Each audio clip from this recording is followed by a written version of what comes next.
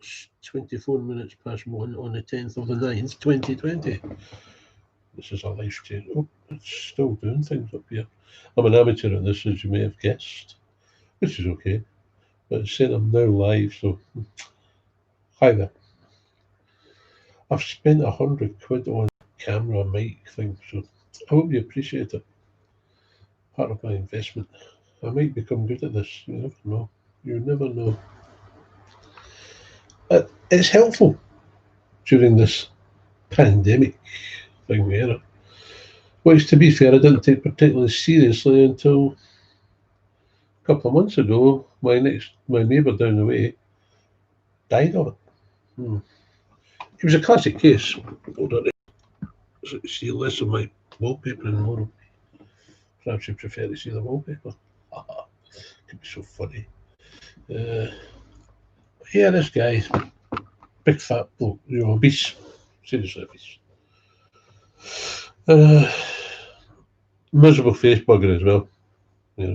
Not speaking ill of the dead, but he was a miserable face bugger. So that got me thinking about it. Saying, right, wait a minute, look at you, it's 67, and you're at least 2 stone overweight. Primarily because I've been kind of housebound for 2.5 years with a rather serious back problem, and I'm kind of living on painkillers.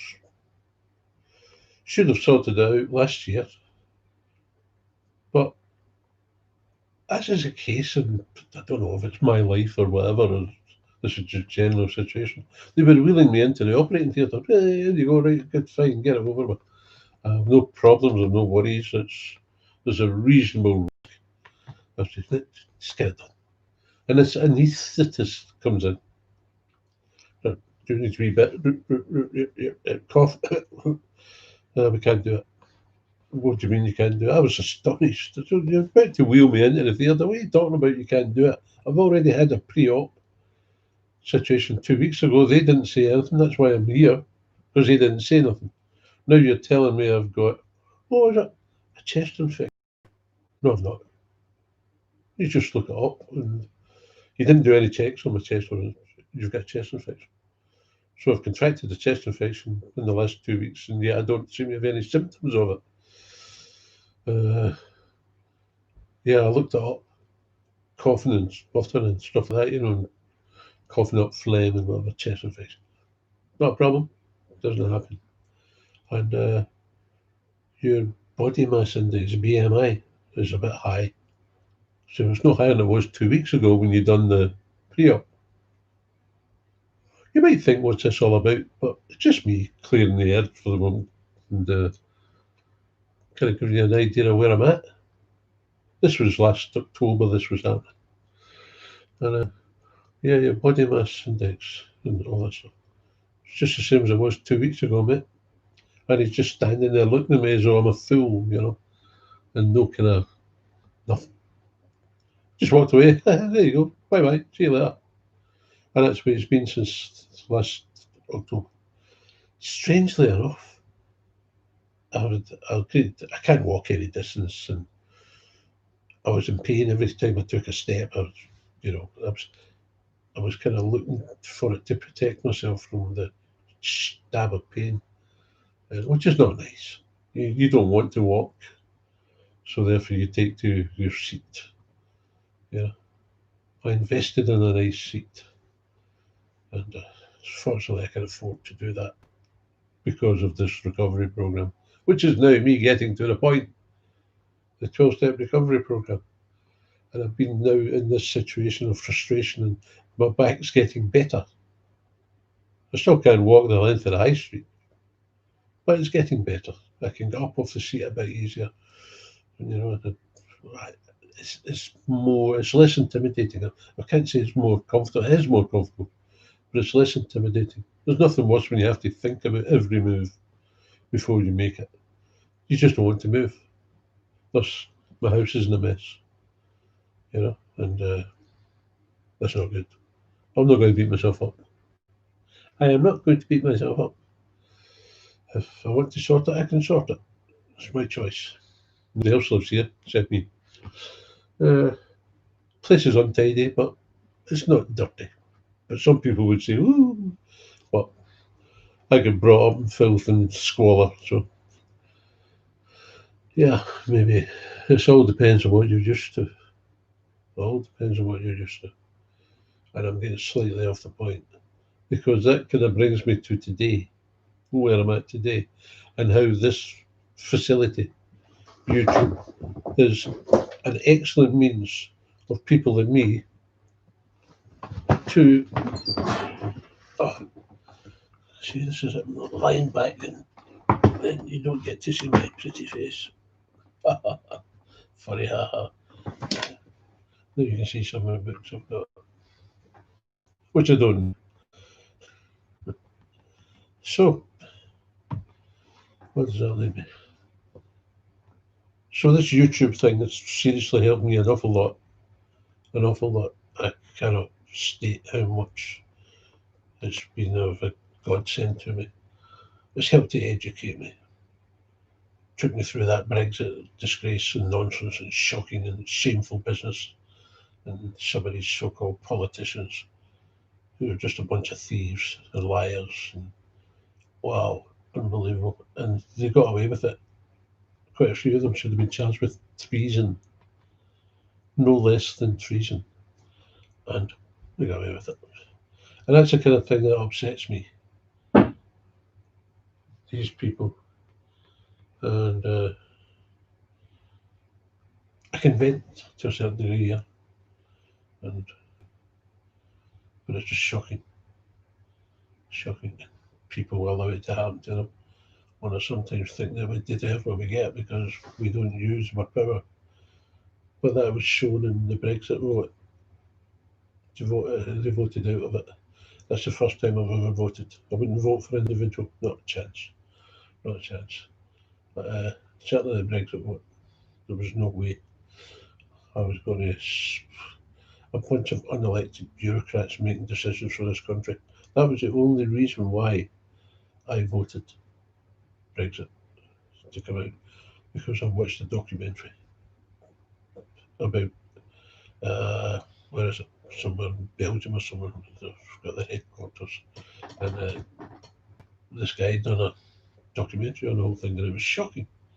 It's absolutely shocking the amount of money that they waste and use, and living the high life.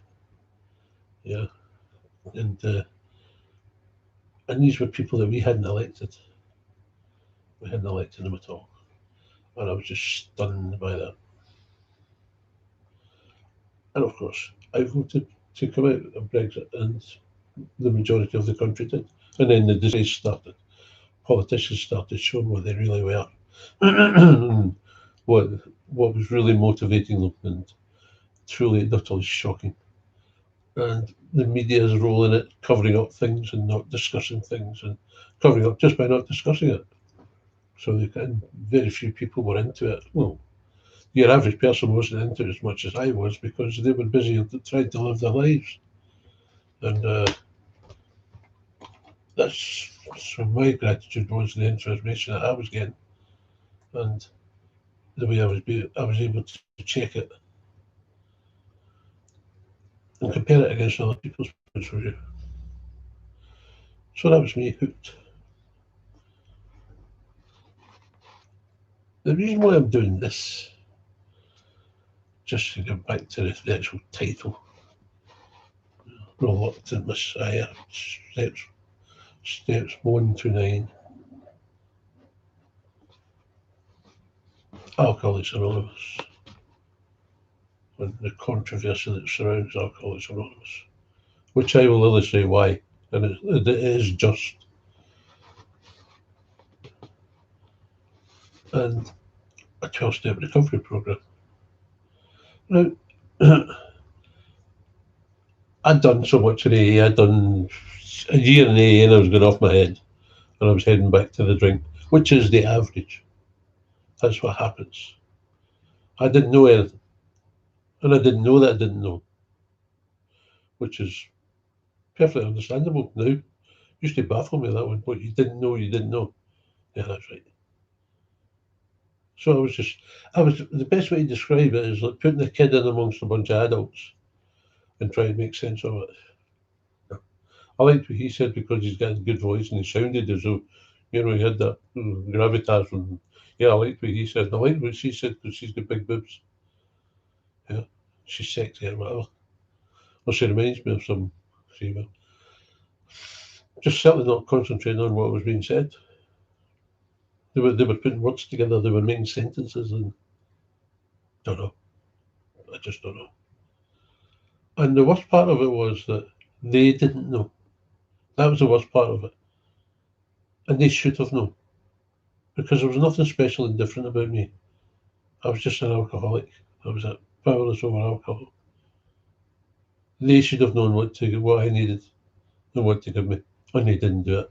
They failed miserably, and I was I was going off my head. Just at a jumping off point, I met a guy who I decided to ask him to be my sponsor. Sponsor, scary sponsor.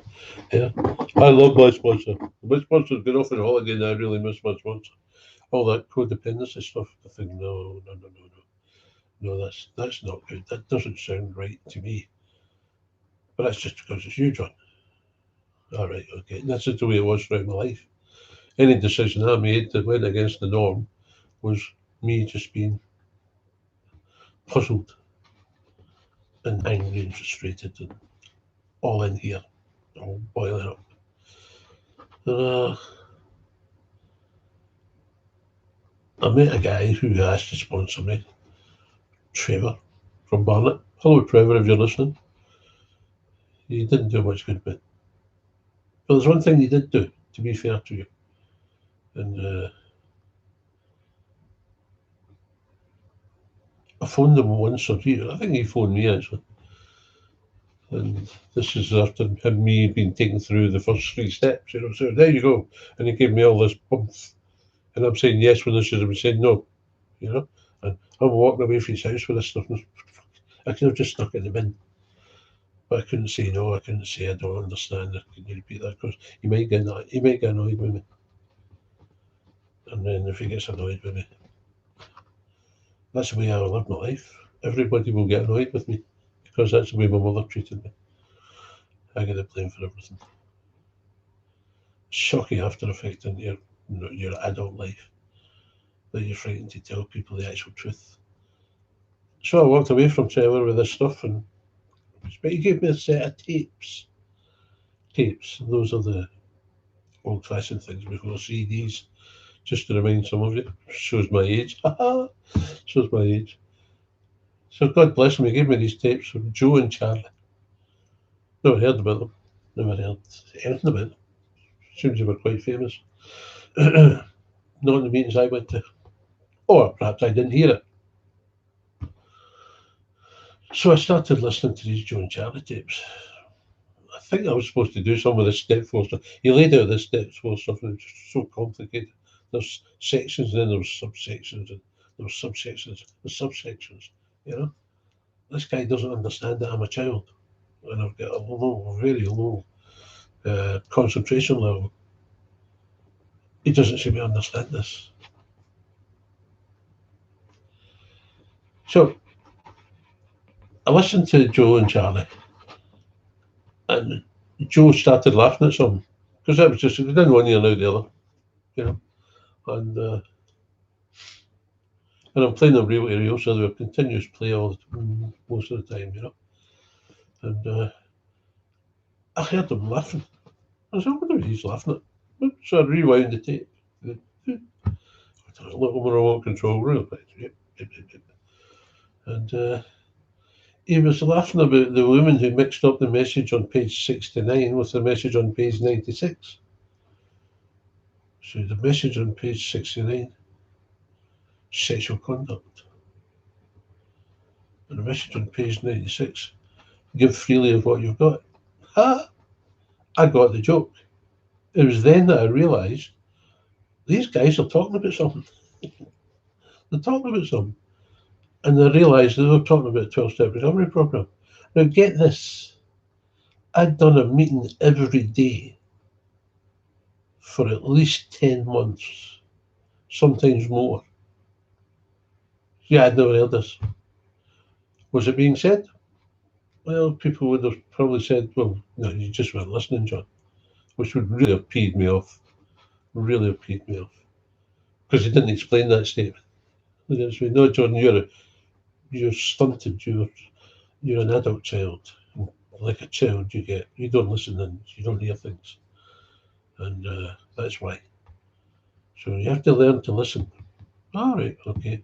How do you do that? How do you learn to listen? And listen to learn. I like that bit, but learn to listen. You listen. What are you talking about? And basically, what they were trying to say was shut out all the babble that's going on in your head, in your childlike mind, and focus on what's going on at the time. All right, okay. So start to fall into place slightly. So I've discovered that this Joe and Charlie guy is talking about a big book because he referred to the book. And I had a copy of the book and I looked it up to see if it was there. So, yeah, there it's there. They're talking about this book. I've done hundreds of meetings in the first year. I've done hundreds of meetings. I'm at the end of my tether. I'm ready to jump. And this guy gives me these tips. He also gave me this is important. He also gave me a piece of advice. I phoned him or he phoned me. And yeah, he phoned me. I thought, oh, good, he's phoned me. Oh, yeah. I couldn't remember whose number this was. I said, oh, it's your number. I said, yeah, that's right.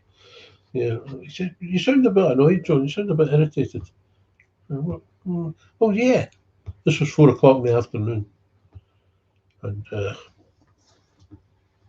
he said, I get cut up this morning. I'll take the kids to school, and this guy cut me up. Didn't cut you up, John. Obviously didn't hear what I said.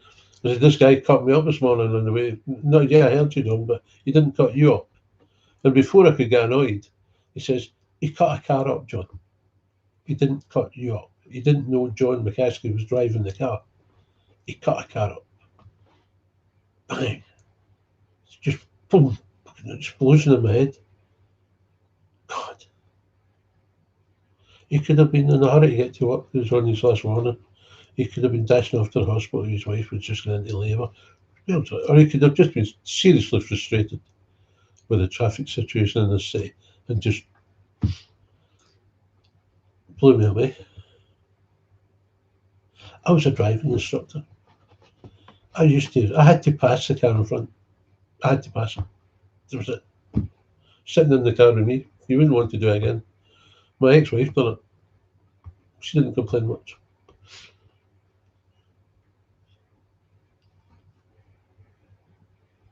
This is insanity. And this guy's just blown me away. He wasn't. Don't take it personally, John. And that's all I was doing, taking it personally. Just astonishing how that affected me. Changed my driving overnight. As most things did with this stuff. Overnight it changed me. But other than that, he was useless. Nice bloke, blah blah blah. But he was dangerous. And he didn't know he was dangerous. This is the scary part. He did not know he was dangerous. Wow. Just follow the instructions in the book, mate. Didn't do that. And I didn't know. Yeah, I didn't know. I didn't know. It was just, the people who think they know that what they're doing and they don't. There's none so blind as those who will not see. And I challenged him about it quite a time afterwards, and he got really upset. So he couldn't take the criticism. He couldn't take what I was saying to him. Basically, I said, so, well, if I didn't fit your way, whatever, then that's tough. Just go and find somebody else. It's a consistent message, mate. It's a simple program. So everybody else should just be doing it, disregarding the little, whatever, personal, whatever habits or designs or in the way they communicate. But it should fundamentally work out at what's in this book. So you're wrong. But you get rather agitated, almost came to blows. Paul had to step in, and I was thing I would never have done. I would never have challenged anybody. Too frightened. But there I was challenging this guy. I think he was about 6 years sober at the time. And, so that was another disaster as far as so-called what do you call those people that I really don't like. I really don't like these people. You know, sponsor.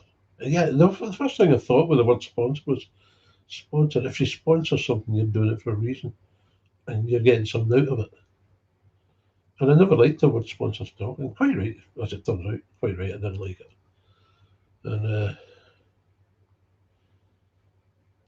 so that pulled me out the fire, so to speak. I was ready to dive just before Christmas and all the festivities being advertised and pubs and their bright lights and Christmas decor and beckoning me in, come in, John, come in. So I was really close to the edge. And then I caught on the Joan Charlie thing. And then I started listening. And I was able to reference it in the book. Ah, right. So this isn't, yeah, right, okay. So that pulled me back. I discovered a meeting which was set up specifically to stick to the messaging with people who knew the program and all that stuff. And it was a wonderful place for me at the time. And I met the guy who was to take me through the program, the man on page 18. There was only one flaw with this man. He told me that you have to do a study of the book before I take you through the steps. And it just stunned me. Just everything just left me. I don't know what happened. I just went blank. What do you mean a study? I asked this man, and he said, "No, I won't sponsor you, but what I will do is I'll take you through the book exactly as it's in the book. And anything I say that's not in the book is only my opinion and should be treated as such." I thought, that sounds good. It sounded good. So that's it. We've done the deal. 6 months later, I still hadn't done it because he had to ask his sponsor, and his sponsor was traipsing around America somewhere, and he was finding it difficult to get in touch with. And I just thought, but I felt at least I've got something here, I can cling to this. And I liked him. I liked what he shared. You know, and he quite often spoke about Jesus being the most important man in the ever. You know, and I had no real problem with Jesus. No real problem with that type of figure. And he was soft spoken. And when he spoke, everybody seemed to go quiet and listen. He had that kind of gravitas. And but he just told me I have to study the book. I said, what do I have to do? Well, you have to find repeated words in the first 164 pages. Study 4 pages a day. Study. Yeah, I've got the mind of a 10-year-old. He's asked me to study, so he doesn't understand that. So he's toying with my life. He doesn't know it, but he is cunning, baffling, and powerful. He's still about today. He's in his 80s now. Yeah, I'll be in his 80s now. No, no, maybe not. Yeah, just about getting to 80. And he's old and he's frail. And I'm angry with him. And I told him. But I told him in a very controlled, very civilised, polite way. I also told him that he owes me an apology. But that wasn't forthcoming. And he's still progressing. He's still proceeding with the same idea that you study the book. This bunch of people at this meeting that I went to where I met him, they were there because they had one thing in common, a guy called Dan Brown, an American bloke. And he had this way of doing things. And he ended up over here, and he ended up setting up groups with this big study attitude and people who studied the big book. And I'm not sure if they were good meetings because Probably better than the norm that was going on, you know. And I hesitate to criticise because it set me on the path. But yeah, it was open to criticism. But a damn sight better than your average meeting, which was just a drunkalog and then people replying to a drunkalog. Oh, that reminds me. Oh, what you said there takes me back. No, God, please don't. No more. No more. How many people walk away from Alcoholics Anonymous because they go to that final meeting where they've had enough, and they just quietly walk out the door and never come back? What happens to them? That's driven me for 27 years. 27 years. And wow. Just even as I'm talking, but I'm 67, my memory's not that hot, as you'll probably notice if you've got the patience to listen to. Uh, I do tend to get lost in things and have to find my way back, wander off the track, because there's so much to be said. There's so much to be said. So if you can bear with me regarding that. So where was I? Where was I? Yeah, this meeting where the man, I listened to the man, heard the man talk, and asked him to sponsor me. Right, fine. So the drama of that over. Why is it such a drama? Well, it is because you're a child. So it is a drama. I survived this study thing, and eventually it took me through the steps as close as possible to the time scale. It was a wee bit difficult. And he said, time scale? What are you talking about time scale? It takes as long as it takes. That's basically what I understood. Basically what I understood. I need my painkiller.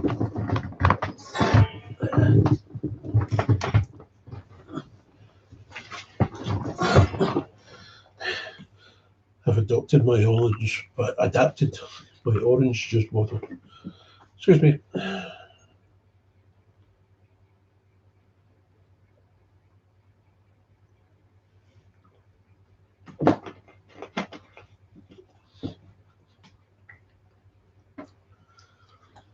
Should have done all this before, John, shouldn't you? Yeah, yeah. I'll get better. I'll get better.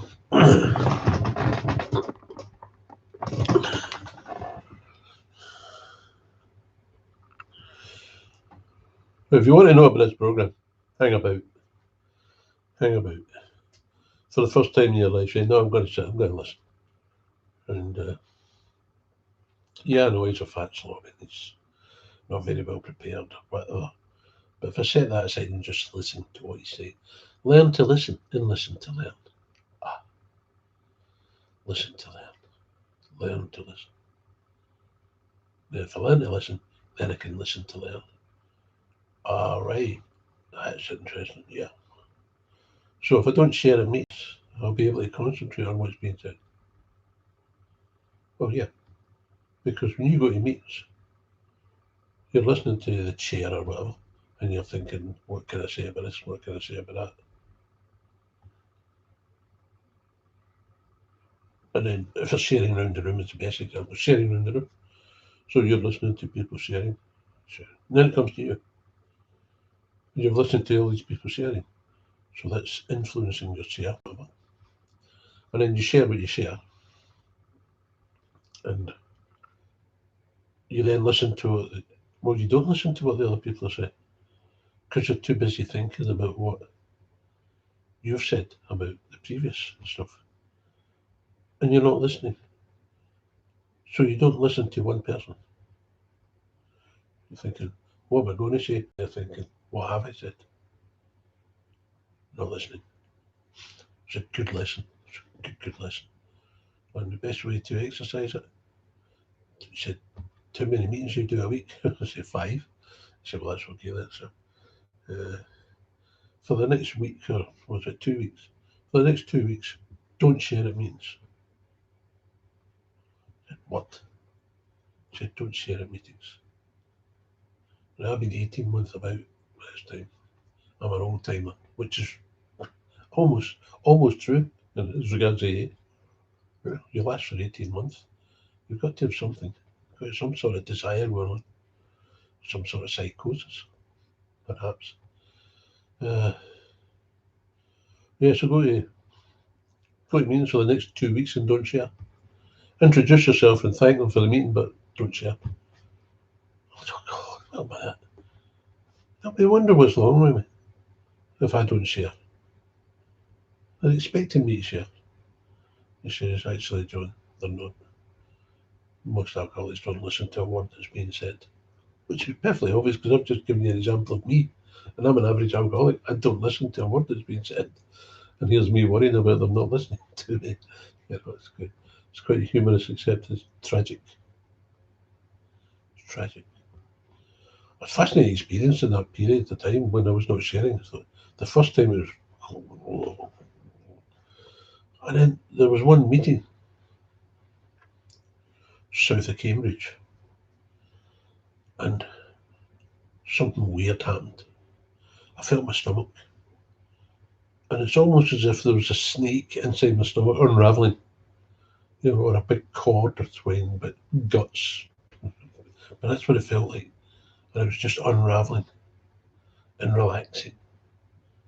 And this is the way my guts had been for 40 years, like that. And here it was. They were unraveling. It was a weird, weird feeling. I'd like to hear from somebody who had a similar experience. But wow, so this was effective stuff. And took me through steps.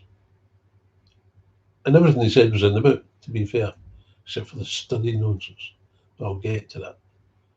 And but once again, the steps was cool. And especially step 4, I made a list. Made a list of people we resented. Don't make a list of people who resented us because we. It was my fault. They're very clever. They know their audience. These people, these remarkable people who created this remarkable book. It is a truly remarkable book. See, I'm going to get distracted here, but immediately I say that, I'm reminded of a counsellor, a therapist, or whatever. I can't remember. It was a college course, and it was about in the workforce. You know, trying to help people to understand what's going on in the workforce. And these two tutors were there. And I don't know what happened. Yeah, you're invited to do your own introduction about yourself, and I done that, and I talked about the book because by this time I had discovered the book. I'm not exactly sure whether I discovered the man at that point, but I was doing this course, counselling in the workplace. I wasn't even working, counselling in the workplace. And this woman who was co-presenter of the course, who I liked her. I wasn't too keen on the other one. I later found out the other one was ill. I'd done the presentation to introduce myself, so, and I talked about the book, and I think I had the book with me, I'm not sure. But yeah, I did have, because she came up to me after and she said, "Can I borrow that?" And I looked at it. And I said, "Yeah, fine, no problem, yeah, no problem." And a couple of weeks later, she brought it back. It's fascinating. This whole course is in that book. This whole course is in that book. This was a book written by a bunch of ex-drunks who'd have screwed up a 2-car funeral. They would have argued where to put a full stop. It's unbelievable. How did this happen? And it all happened within 11 months, according to the history books that I read. They're not always accurate, but there you go. That's my escape clause. And here she is. This whole program, this whole study, this whole is in that book. So that helped me a lot. That's cool. That is really cool. And then there you go. I went to the man, took me through the steps. First step, you powerless. What do you mean? I've been 18 months in AA. I've done easily over 1,000 meetings. And I'm asking, what do you mean by powerless? That's a measure of my lack of listening skills or a measure of the disgraceful meetings I went to. I later found out, I was to find out through hard experience, it was in meetings. And boy, do they fight for their right to be so totally ignorant of things. They'll support it to literally the death. Sorry to tell you that so-and-so died. Oh, is that him? It was always slagging me off for talking about the programme and God and all that. Yeah, died. No surprise. No surprise at all. It's a shocking, shocking business. I take this very, very seriously because people's lives depend upon it. Right, so where was I? Yep, powerless. You want to stop, can you? Nope. When you start, can you control the amount you drink? Nope. Can you admit or can you accept or admit? Yeah, I can admit that it's powerless. I can't accept it. But I can admit that it's powerless. Obviously, you need a power. Yeah, a power greater than you, better than you. Yeah. We discovered a power. We, the people who wrote the book, the ex-drunks, took our funeral. Would you like to follow our path? Yeah. Yeah. What I love about this book, the first three chapters are about, just read about drunk stories and whatever, and some of it over the top of my head, da da da. But chapter 4, chapter to the agnostic, they don't have a chapter for an atheist because he don't believe in nothing. Good luck to him. So the first paragraph of chapter 4 sums up the previous three chapters.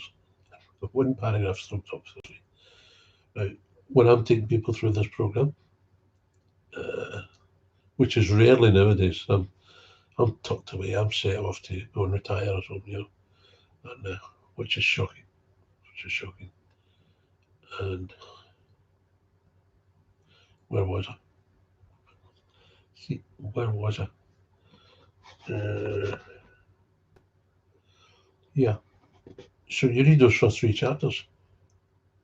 You may well be in my school. Yeah, totally, no problem.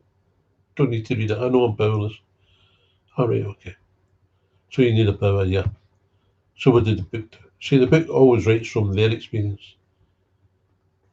Always writes from 12 steps, 12 statements of fact based on the experience of the people who wrote the book. That's a fact, not my opinion, which is really good. Every step begs a question.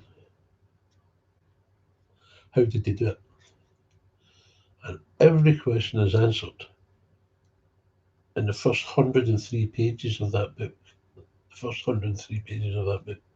Remember back to the man that studies 164 pages. 103 pages. It's there, it's a fact. So we launch out across the finger section. Chapter 5. Chapter 5.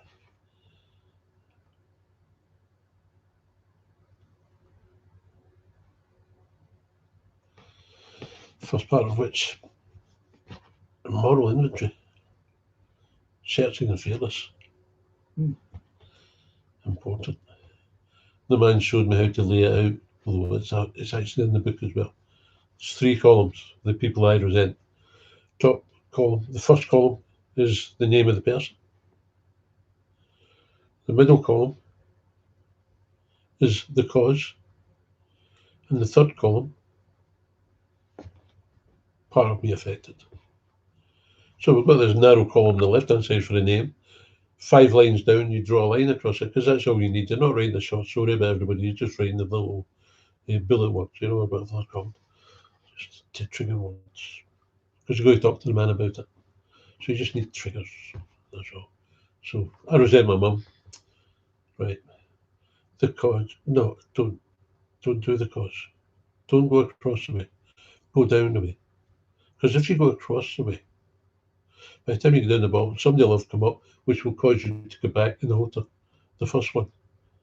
Oh, yeah. And you end up in a mess. And you end up doing what alkies do, scrunch it all up and go to the pub. Because you can't do it. And it's simple. Because you keep telling me it's simple. And here's me struggling. Seriously aware of the personality of the people they're dealing with. So just do the one call so you don't get mixed up. Just do one call. The people I resent. Then there's also another list of the principles in life that I resent, the rules in life that I resent. And I keep forgetting what this third one is. It kind of annoys me at times. Excuse my language. So these are the people I resent. These are the institutions. These are the principles I resent. The rules in life that I resent. The institutions in life, for me, it was all poverty and it was all to do with the government and to do with finance and help. And for my mother, who was a widow, I resented my mother.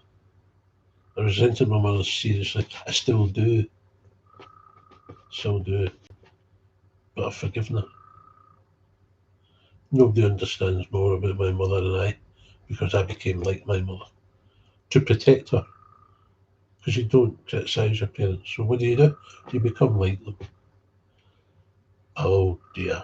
That's cunning, baffling and powerful, isn't it? Yes. Astonishing. But the simple fact is that my father died when I was 10, 1963. So you can work out what age I am. Yeah, he's age 67. He said, right, check him out. I didn't know my father. If somebody stuck a photograph of him under my nose, who's that? Wouldn't know. Wouldn't know. He died when I was 10. I don't remember any real vicious, nasty, horrible stuff. A couple of times, yeah, loud and screaming and shouting, and I think most of the time she won the battles. Why that was, I don't know. She used to threaten us with them if we were being naughty or talking in bed or whatever. Yeah, you'll get the belt when your dad comes in. You know, this was 9 o'clock at night. He wasn't in. Where was he? In the pub, you know, spending money that he didn't have and worked in a horrendous job. Which there's times where you made loads of money. And there was times you just nothing. The Glasgow Docks, the life of a docker. If you ever get a book about it, read it. Seriously advise you. It shows you how a lot of these, what can you say, in Glasgow, in the Glasgow Docks, living by the river, set up a whole group of people who were dependent seriously on the docks. And the people who ran the docks knew this. It was almost like slave labour, you know, and it was not nice. Not nice. And I'm getting slightly off the point because I'm getting annoyed and getting drawn into this thing, you know. So I resent my mother. I've done all the resentments, all the names of institutions and principles, done them all, you know. And the simple rule is, as soon as you have to start thinking, then you've done. As soon as they come automatically. The people you resent, but as soon as you have to think, done. Draw a line under it. And that's good advice. It's good advice. I was elated to discover. So right, you've got a list of people you resent. Right, so you go to the centre column, which is the biggest part, in the middle of the page. You've got the left-hand column, I resent. You've got the centre column, the cause, and on the right-hand column, the part of me affected. So in chapter 5, it's there, pretty straightforward. You'll see my instructions reasonably accurate, and it's in the book. You see it there. So I go through all this and getting upset because I'm bringing up a lot of stuff, especially about my mother, because she was going to beat my father out of me. And right, fair enough. And you get 5 kids to this drunk, this waster. Oh yeah, right, okay. So you're not very good, are you? In an emotional and whatever sense. And I don't know, you're not very good. And then he dies. And you're going to knock my father out. As soon as I step out of line, I remind you of my father, you're going to knock about me, and all this. That's why she was number one. But the biggest thing I resent her for was she went on to get pregnant a couple of years later. You can believe it. You've got 5 kids, you're a widow, and now you're pregnant again. Seems that wasn't the only pregnancy she had, according to my sister. The little woman over the road done those backroom abortions. So it seems that happened, allegedly. This woman's got to be off her fucking head. She's got to be totally irresponsible. She's not a drunk, she's not an alcoholic. But there she is. 5 kids, now she's got 7 on a widow's pension. Bang. That blew the whole thing out of the water. Blew the whole thing out of the water. And probably blew her mind as well. Because eventually I discovered through my eldest sister, Margaret, who died possibly drunk. But she certainly used the drink to express herself, as we all do. We all know that one, don't we? But why did I mention Margaret? Can't remember. But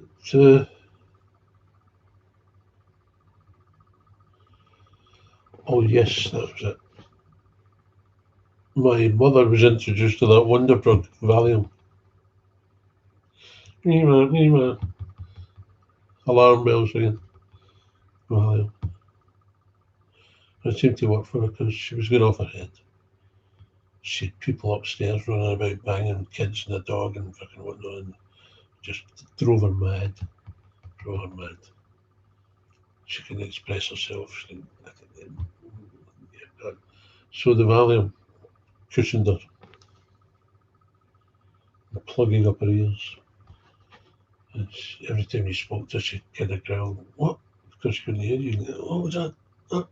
So, and I started talking. I learned how to talk that way as well to people, even though I heard what they said. What was that? Don't talk to him. And yeah, it's kind of aggressive, and kind of scary, and I didn't know it. I didn't know it because that's the way my mother spoke. Wow, amazing the power of this stuff, isn't it? And so that was it. Condemned to a life with a drug addict. Who didn't know she was a drug addict? And she only backed off with me when I turned around and whacked her back one day. When I was about 13 or something. And she came at me, and I punched her in the chest, and she fell over onto the couch. And she picked herself up and walked over and sat in the chair. And that's the last she ever tried it with me. So I became a wee tyrant then, didn't I? But it was insane. The whole thing was insane. And I'm not blaming people, but I know who's responsible. And that's a good thing. I know who's responsible for what. Because of step 4. And so yeah, so there was my mother first on the list. She hit me, she threatened me, she hit me with pokers and things like that, and frightened me. Oh, well, that's bad enough, isn't it?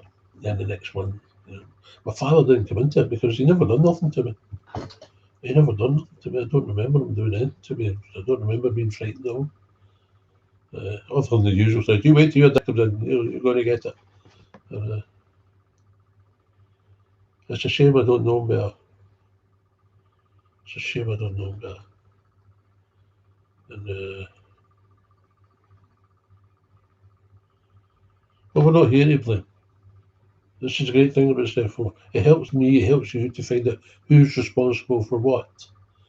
That helps a lot. Because I thought I was responsible for everything. Every time I heard my mum shouting or like that, you're going to get it again. Shocking. It's really shocking. And so that was the first one. Then I was resenting against my dad, resented my sister, Margaret, resented my younger sister, who wound me up because she thought I was winding her mother up. My sister Mary was fine. She was okay with me. And Thus the nightmare began. First of all, poverty, no money. Couldn't buy clothes or nothing. So walk about with your soles slapping off your shoes, holes in your soles, and rain and whatever, and smelly clothes because it was so difficult to wash and dry things. In those days, they didn't have spin dryers and washing machines. It's done everything by hand and then tried to dry things. Tried to dry things. Times when they didn't have a fire, there was nothing, there was no fuel. And this was in the winter, you know. Shocking. Truly and utterly shocking way to live for these kids who were being contaminated. The kids who had no choice no matter the innocence.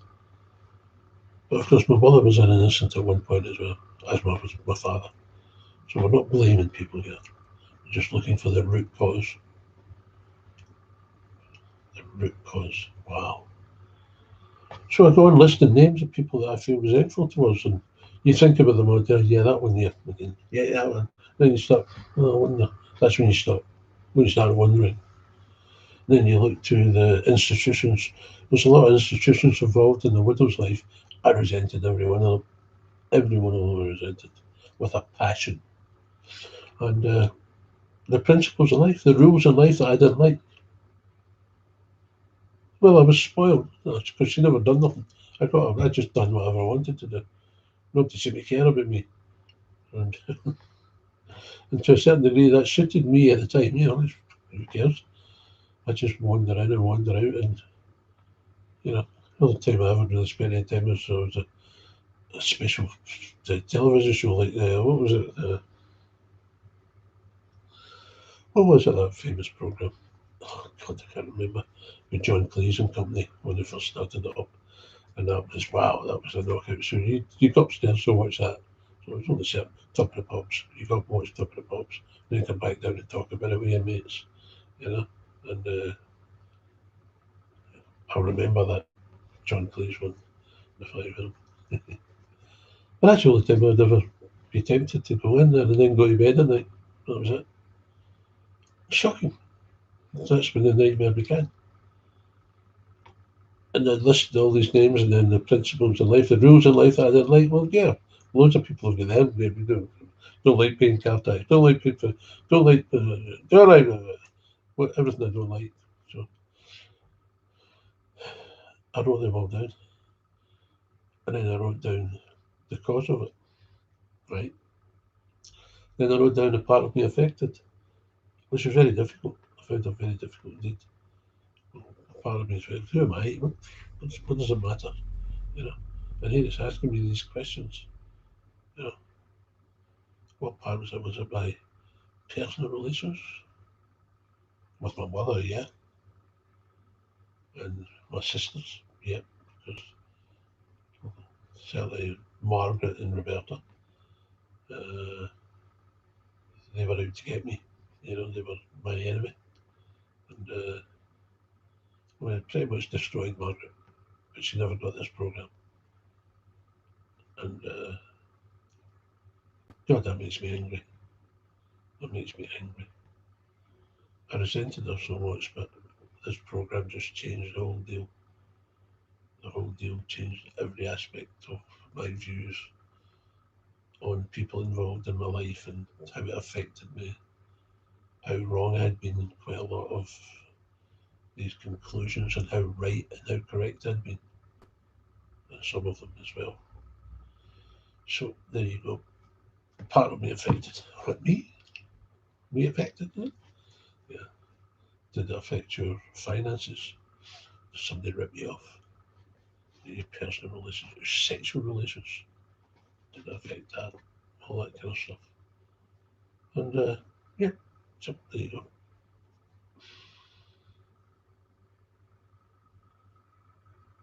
That's the first three columns done. That's me looking at them, basically. Looking at what they've done to me and discovering a lot of stuff. And I discussed it with a man. And basically, the man cut through it by, let's cut the crap, John. You know, you're rationalising things here, and you're trying to justify things when actually there's no real justification for it. So we kind of tidied that up in that respect. And the people that are in, okay. So we then go on and we look at the resentments as we now see them clearly. And we look at them, and there's ones that we just can't handle. They were wrong, and that was it, done. And I'm supposed to pray for them. Well, okay, fair enough. Maybe in the future. And I think they talk about, yeah, not just now, in the future. Come to that point. But then I have to go back to the list, setting aside the wrongs of others. I'd resolutely look for my fault. Where was I at fault? Whom had I harmed? Yeah. Resolutely looked for my part. Whom have I harmed? What part of me was at fault? Why was I selfish, dishonest, self-seeking, frightened? Wow. So now we've split it, haven't we? We've now worked out the people who acted towards me because they were just not nice people and they saw my vulnerabilities and they played on it. Not nice people. Everybody suffers from that to a certain degree. But alcoholics, everything's in the extreme. So let's not belittle it. Everything's in the extreme. So I'm now looking for my part. Where was I selfish, dishonest, self-seeking, or frightened? Selfish, I wanted everything. It was me. And dishonest, yeah, I would lie. To suit me. And I wasn't very good at lying. Most children, most kids aren't very good at lying. The ones who are good at lying, you should be worried about them. And selfish, dishonest, self-seeking, yeah, me, again, all about me. I'm doing this for me, not for anybody else. I'm frightened. Yeah, I'm riddled with fear. They talk about it in the book about this thread that runs through us. And I believe that's the thread of fear. I'm pretty sure that's accurate. Anyway, you've got the book, so bloody well read it yourself. Rely on me. I don't get paid for this, Try and develop a sense of humour. And whilst I'm talking about it, it's painful as well. So maybe a bit of sardonic laughter. Or neurotic laughter, as you say. Yeah, more of that later as well, perhaps.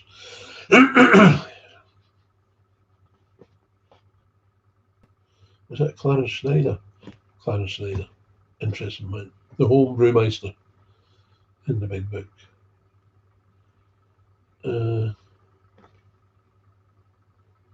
So this is seriously revealing stuff. I'm going through something here. Wow. And it's dynamite. It's absolute dynamite. So I've looked at people and I've looked at why I resent them, and I've looked at my part in certain things, and I've worked this out now. Who acted towards me because of they were just nasty people and took advantage of a dummy. And I saw them clearly. But other people who reacted to me because of me. So the ones who acted, the nasty, spiteful ones, whatever, the rip-off merchants. But there was the other ones who reacted to me because of me. If you bear in mind, 21-year-old, 22-year-old, semi-professional football player, and amongst a bunch of aspiring adults, and I'm acting like a child, and it frustrates them and upsets them. And I started to see that clearly. I started to see clearly why people reacted to me and why they didn't like me. And there was a few, especially at football, because when everything was going well for me, I let everybody know. I was, hey, look at me, and they didn't like it. And I remember wee Jackie saying that there was a guy I admired, ex-professional. I think he was an ex-professional. He was a good player, and he was getting on. He was in his 40s at the time. And I remember he said something to me about something, and I responded back, needless to say, without thinking. And he turned around and said, "John, you're a good football player, but you've got a bad attitude. And I was shocked because I liked the guy and I thought he liked me. And I didn't understand what I'd said that offended him. So, and I couldn't go to him and say, well, wait a minute. And if I had acted dumb on it, he might have been offended by that. So, are you taking the, you can't see what you're doing here? I couldn't. That was a dreadful situation. That haunted me throughout till I came to AA. But these were the things that were showing up, and I was beginning to see myself. And this was remarkable. This was a spiritual experience, guys. A spiritual experience. So I've got down the sexual conduct thing and the fear, frightened of things, fearful. It's not frightened. We all get frightened at times, but are you full of fear? You're frightened to walk out the door, or you're frightened to get on a bus and people, all sorts of problems with that kind of stuff. And they were minimal, my fears, which was cool, which is good. I didn't like flying. I was fearful of flying. I had to make myself go on the plane because the simple thing is, if it crashes, you're dead. But I'd rather drive to Athens than fly because I feel as though I've got some sort of control. And I think quite a lot of people are of that notion. That's why a lot of people get caravans and the little buses. I've got one. I've got a VW caravan thing. It's an old heap, but it serves its purpose. It's very functional, which I've not been able to use because of my. But that's another story of how I've prospered financially. To be able to buy these things cost me £3,000. Wow. Why did you get £3,000? Talking about £3,000. I come in the AA, I'm skin. Became even more skin due to the ramifications of recovery. So basically, I've recovered, man. I've seen all this. Is it? Whoa. You know, step 5, have a good look at it. I return home. Return home. Oh, you've been somewhere? Yeah. Well, page 75, I think it is. I keep meaning to get my book and have it there, but pretty accurate, I think. But if you're following the book as I'm talking, you'll see it. Well, on page 75, returning home, da da da. We take down the book, we consider what we've done, bum, bum, bum, bum. And as I said, something about another way of describing the steps. And I didn't understand what they meant. Proposals. They called them proposals at that point. That was a proposal. Will you marry me? Yeah. I'm still getting inspired by this. It's incredibly inspiring, and I still get these. So that's what I meant. I'm going back 20 odd years, 25 years. Why would they call it a proposal? We propose to you first. These are the first prize proposals. We're proposing them to you. We're suggesting them to you. Why didn't you just say that? And I phoned the man. I said, I'm a bit confused. I said, what's this 5 proposals? Well, basically, it's 5 steps. So why didn't they just bloody well say that? And he says, yeah, John. Oh, there's my Yahoo mail telling me it misses me. I've cancelled my Sky and my PT television thing. Just complete rubbish, not worth the money. £60 a month I was paying for it. Unbelievable. And television is not good. I'm glad I realised that in early recovery. And so are my daughters. None of my daughters, but my 2 daughters who are in their 30s and have been damaged to whatever degree they've been damaged.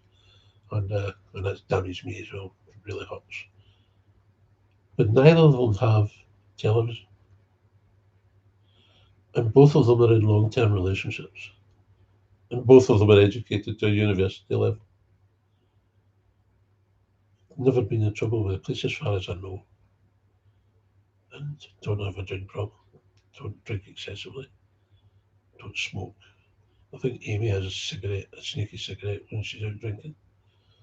I would suspect that Amy might get a wee bit drunk and get a wee bit loud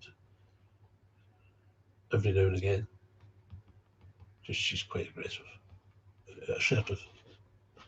I taught them assertiveness just by being with me, and I was learning how to be assertive, and they were watching me, and they loved it, and their mother hated it because people looked at me and they looked at her, and she was embarrassed by that because of her lack of self-respect and self-esteem, which I didn't know about at that time. That the partner of the alcoholic is quite often sicker than the alcoholic, and that sadly was the case with my ex-wife. Most relationships break up in recovery because you change the rules without asking permission. Wow, dynamite. This is how I. This. I'm reluctant at times to go into this because I get so taken away with other things that it becomes a big mishmash, you know. And most relationships break up in recovery. That shocked me. Unbelievable. I understand that now. I understand what the game is between two people. You know, like, why would you marry him? Why would you have children with him? Why would you want to be around him at all? She was getting something out of this sickness, and I was getting something out of the sickness. Now, when I sobered up, I realised that I wasn't feeding her sickness, so she had to go somewhere else. So she had to destroy the marriage. That was hard. It's the thing I resent most, actually, other than one other incident in my life, which I won't go into detail, but it meant a loss of life and a criminal getting away with it. With someone I loved, but I was an alky at the time, and I didn't know love. I know he did. I know he did. And he fell in love with his wee sister, Nicola. This is my son, Colin, from my first marriage. Yeah, so serious, serious resentment, obviously. And you're entitled to resentments. You're entitled to resentments. One experience that disgusted me was a wee woman was sent to me by a treatment centre. Come see this guy. He'll sort you out. And I did. But what an amazing aspect of it was during the step 4 and 5 discussion about things. She she talked about how her previous sponsor, who according to her led to her relapse. So you think, well, maybe there's maybe some truth in it, maybe not. Uh, so what was the problem with your sponsor? She says, well, I resented my father. Why? Because he sexually assaulted me as a child. Yeah. And my sponsor said, I have to make amends now for resenting him. It just blew me away. I remember in one experience that previously, but not so. Jesus. But so you've got to go and apologise to your father because you resented him for sexually assaulting you. Yeah. And that caused you relapse. Yeah, I couldn't do it. I couldn't do it. And I get really upset. I said, I'm not surprised you can fucking do it. And that person of was here just now punches fucking lights out. I was quite aggressive with my newfound assertiveness, you know, and I make no apologies for it because it was a shocking thing to tell this woman, this fool, this moron. Don't get me started on fucking sponsors. I end up having to talk about fucking St. Paul and his apostles. There's another one. People ask me why I'm so happy. Oh, God. He does world service and all this stuff. People ask me why I'm so happy. No, they don't. You're just deluded, you fool. And then when this Scottish prat comes up and illustrates you how deluded you are, oh, circle the wagons, I'm being attacked. Unbelievable. Unbelievable. Oh, I make no apologies for criticising these people. I make no apology. because I believe it's constructive. I'm not just getting off on it. I believe it's constructive. They're very, very dangerous people. As my experience with sponsors was very, very dangerous. Even the man who eventually took me through the program, very dangerous. You have to study the book. No, you do not, because there's nowhere in the book it says that. Clear-cut, precise instructions. You launch out in the course of vigorous action, steps 4 and 5. Clear-cut, precise instructions. So follow the instructions. That's all it is. Yeah, and it's simple. And you're following their path, not your path, not your sponsor's path. And yeah. And this wee woman started crying. I said, why are you crying? I'm just so relieved. I couldn't believe that I had to do that. No, you did not have to do that. That is disgraceful. You're quite entitled to have it. There are justifiable resentments. There's an awful lot of people resent, again, the people who, these fucking total freaks who blow themselves up and blow up other people. What? Yeah, they do that. They've done that in Manchester. Those kids, a fucking rock concert, and a psychopath blows himself up and kills 20 basically kids, children, just starting off in life. Oh man. So I have to go and make amends to who? He's blown himself to pieces anyway. Go and make amends to his father and his mother for resenting the hell out of him. This is what these people were saying. This is what these so-called sponsors are saying. And I've had enough people take us through this program, and I've heard about these sponsors straight from the horse's mouth. I know what I'm talking about. And it's truly shocking. Truly, truly shocking. But for somebody to say that to somebody, that you have to make amends to the person who physically assaulted you as a child, sexually assaulted you, it's absolute insanity and dangerous. Dangerous? The wee woman relapsed on it. And then she came to me and she ended up crying. Tears of relief and joy because I'd blown it out of the water. I could have retired at that point, just with achieving that with this wee woman. I'll bet you she stayed sober. I'll bet you she did. That was this monster saying that to her. This ignorant monster. And they still at times defend themselves. They defend themselves. You'd be amazed at the number of people who they've got these so-called sponsors. Oh, he's my friend, she's my nearest friend. I really rely on. That's totally wrong. So when I start criticising sponsors constructively, they'll start squealing. You're the bad guy. He's the guy who criticises sponsors. And I've never heard a sponsor go up and state, by the way, I haven't listened to him. He's dead right. Not had one of them saying that. And where's the word sponsor in the first 103 pages of the book? Does not exist. Oh, see, you get me started. You get me started. Well, if you've been in AA long enough, you'll probably identify. You'll probably identify. And if you identify, you might think this guy's worth listening to. Way go. So there you go. Steps 4 and 5, blown away. Spiritual experience, I didn't even know it. The best example I can give is I was driving back from the man's house and I decided to buy this old clapped out Jag just to treat myself in recovery, hey, there you go. And I'm driving down a main highway, dual carriageway they call it in this country, the A1. I'm doing 30 miles an hour. Speed limit's 70 and I'm doing 30. And people are flashing the lights and turning their horn and I'm going, what are they doing? I said, yeah, okay. Same today, I got a puncture and I pulled off. I remember it. Driving up, I remember the petrol station. And that's how much it affected me. It just, and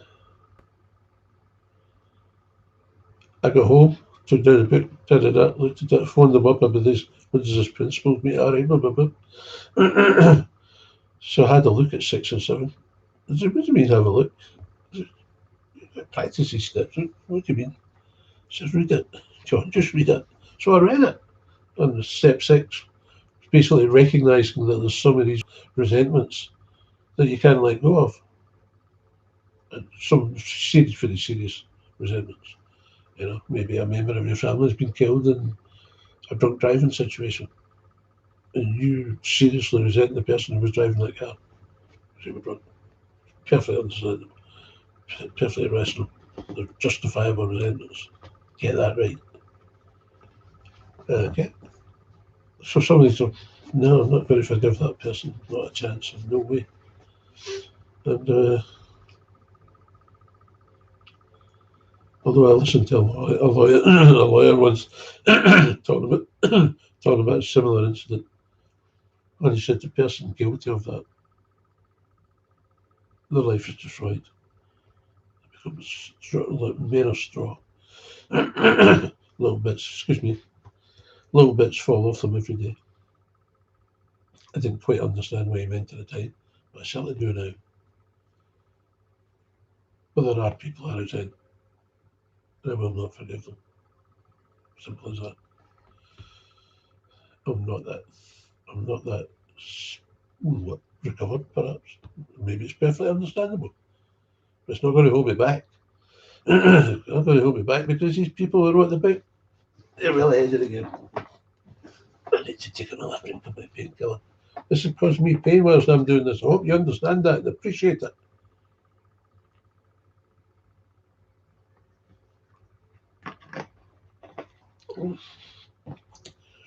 Come on, John. You've got to try and keep their attention.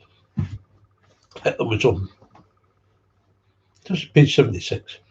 Go read page 76. I've returned home. They've considered, we're fine. Step 6, well, okay, we understand. There's some stuff you can't let go of. So we've got the step 7 prayer. Oh, Lord, I offer myself to thee. Stuff like that. Could be a thing. If you need it. If I need it. Don't need it. Yeah. But these people told me I had to practice 12 steps every day. Well, you can't practice step 7 if you don't need it, can you? No. You can't practice step 3. You either take it or you don't. Well, you can apply that to step 2. Complete rubbish being spoken in these rooms about this programme. First 9 steps are in the past tense. Once they're done, they are done. You never have to go back to them, unless, of course, you relapse and resume. And that takes you back to the beginning. So step 8, 9. Faith without works is dead. So let's have a look at steps 8 and 9. Look at them. Step 8. Made a list of people we had harmed. Oh, did we? Yes, you done it when you took inventory. So if your sponsor's telling you to take a list of people you've harmed in step 8, get rid of them and listen to this. Forget me and my ugly face. Just try and listen to what's been said with a book. Yeah. And I've not got a book because I'm so well versed in it.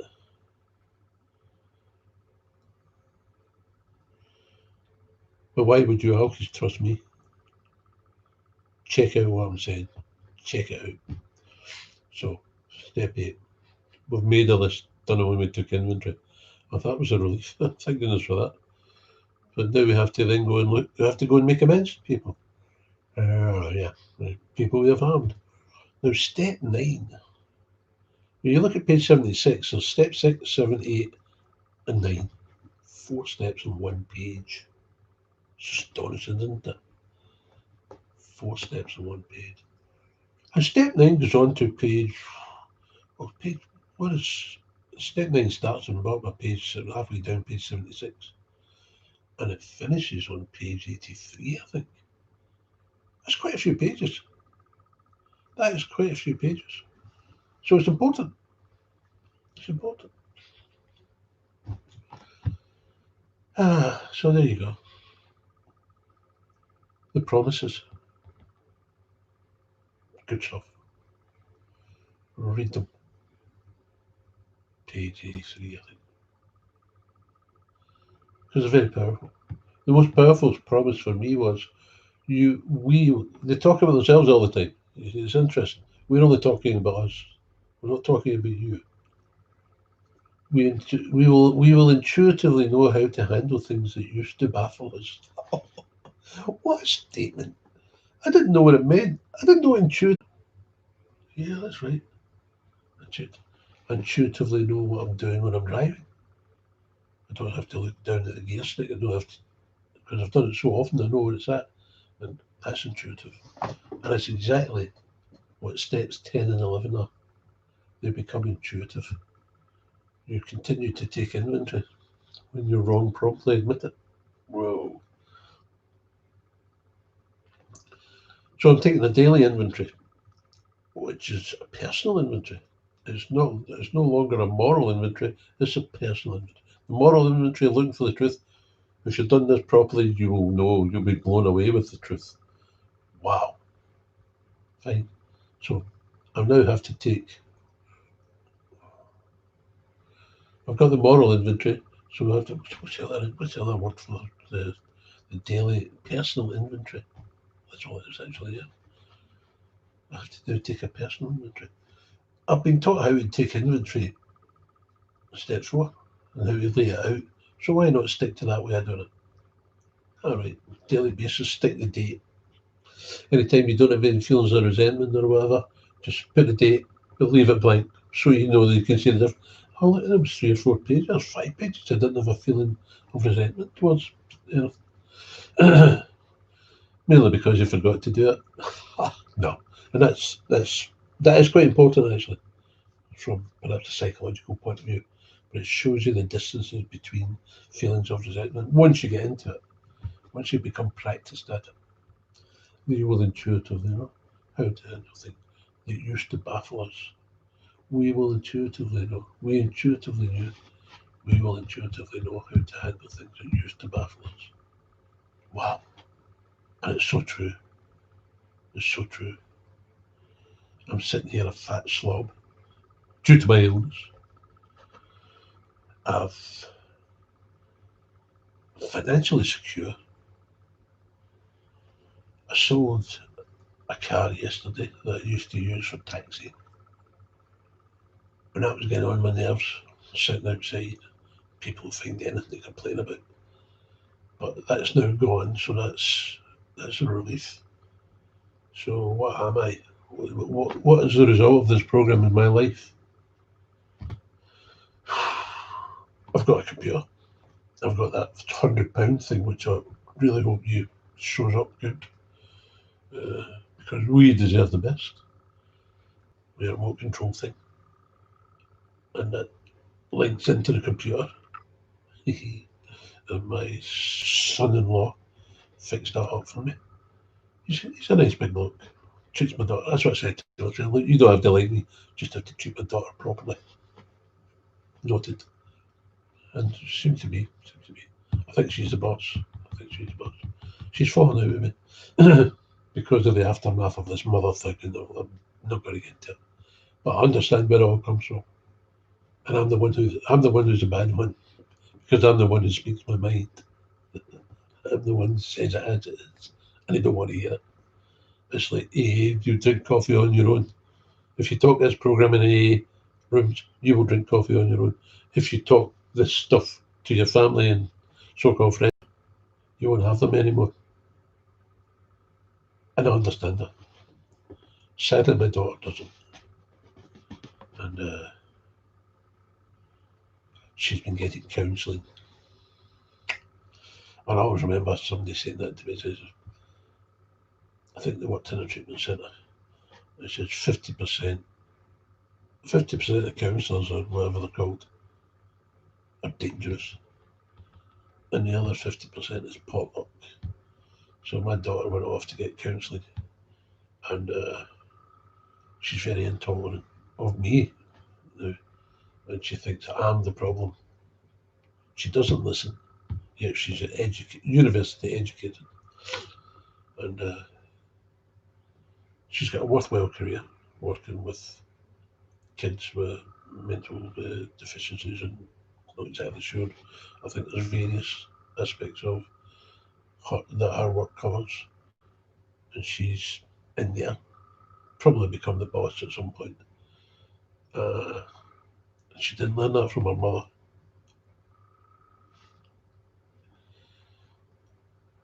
Intuitive. I think the best thing ever was that by learning to be assertive myself, it rubbed off on my children. which is how a parent should be. And the interest of their mother, who is embarrassed. He's embarrassing me. He's arguing with these people in the shop, and the people are looking at him, and they're looking at me. And like, she's with him, and she used to dash away. Where's she gone? She'd be off with a trolley, getting things. And, but she couldn't handle me. It's fascinating. Other people, got people in my taxi. I say, yeah, I was at Tesco's the other day there, and you were having a go at them. I say, yeah, dead right. More people should do it. More people should do it.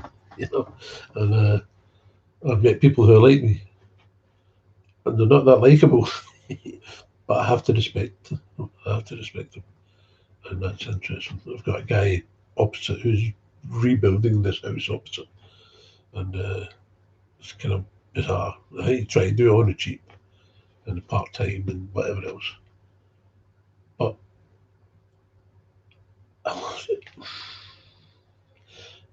I've got dreadful trouble with noise. People next door, if they're playing their telly loud or whatever, him over there with his building site, which is a bit over the top. And how you get planning permits is what God only knows. But what's the solution? Noise cancelling headphones. Excellent. And I can afford them.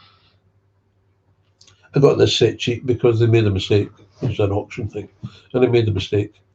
And I ended up getting the top of the range other than the bottom of the range ones. And that was cool. But I had to fight for that as well. The old me would have just given in. And, oh, yeah, see, I'm just go drink on it. You know? Or people just take me and don't respect me. I don't bother with that anymore. And I don't allow it to happen to me. I'm very strong on that. Very strong on that. And people respect it. And that's cool. And I've got taxi punters who respect it. And I've got taxi punters who have a pop at me for my attitudes I express at times. And I respect that. And they phone back. So that's cool. That's cool. I've got Big John who works in the city. And he can advise me what to do with my gold. I've got gold. Gold. Kruger and things, you know. I get fine. Amazing. And they've gone up in price by 50% in the time I've had them. Can't remember how long I've had them. At least 5 years, possibly 10. It's just astonishing how my life has changed through the disaster of the breakup of my marriage, which had to be nasty because that's the only way she could get out of it and justify what she was doing. And it was all to do with money and her mother and dying and leaving her money, and she wasn't going to share it with me, and so that was it.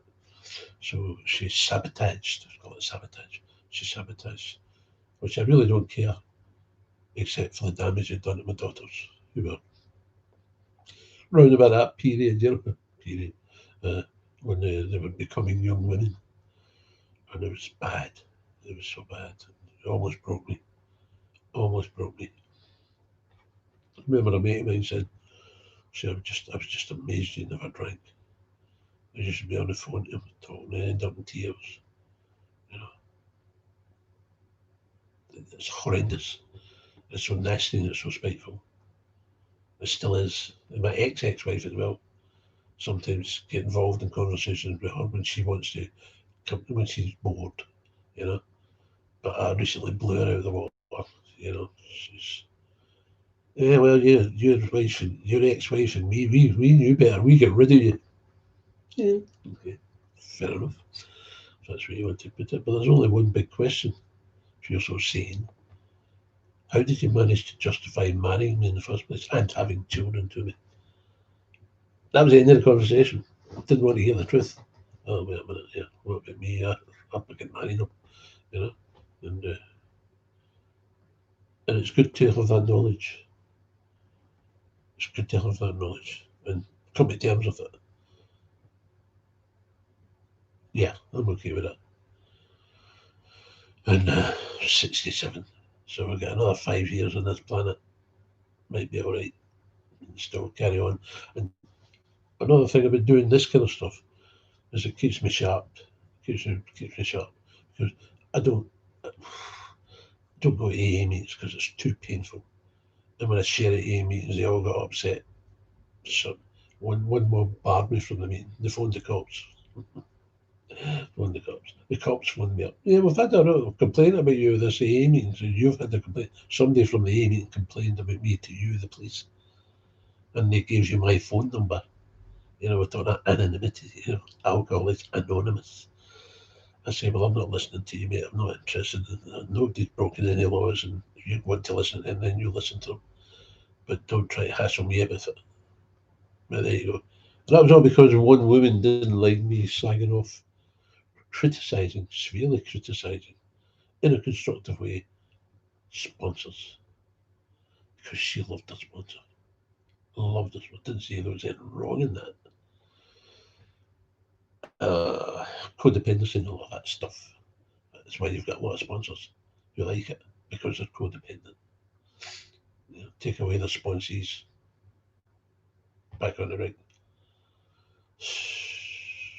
How did I get to that point in this conversation?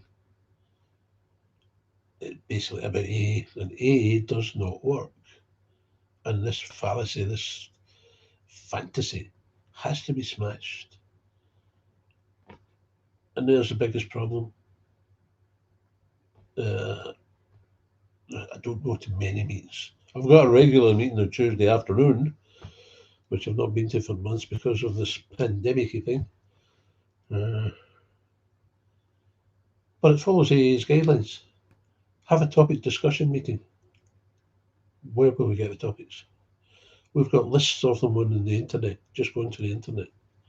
They've modernised it, and it's not good. It's not good because this guy, he's a difficult guy, and he's mentally ill, but he looks okay. It's only when he starts talking about things, and I think he comes from a wealthy family, but he's into this mental side of things and the mental issues, and they've got something in the list of topics about people with mental problems and whatever. So he decided he was going to share on that. I interrupted, said, it's not about that. It's about alcoholism. Another guy jumped in, yeah, but it says it there, so I said, but it's not about that. And this guy looked for this on purpose, because he's looking for attention. And the fact that I interrupted him might have seemed rude, but it certainly made the point. We're here to talk about alcoholism. And the secretary backed me up on that one. So the three guys stormed out. The other guy, they already left. I'd probably forgotten about it in 5, 10 minutes. I did try to take him through the program at one point, but it was just,